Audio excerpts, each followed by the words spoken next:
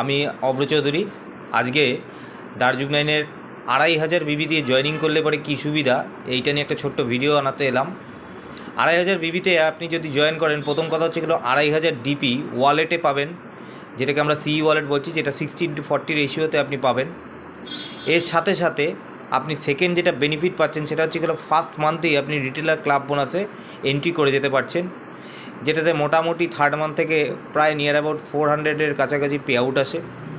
Third benefit হচ্ছে কি হলো, আপনি মাত্র 49 টাকার এগেনস্টে মিনিয়েচারের অফার পাবেন, যেখানে 14খানা প্রোডাক্ট পাবেন, যেটার এমআরপি নিয়ার অ্যাবাউট 1400 থেকে 1500 টাকার কাছাকাছি।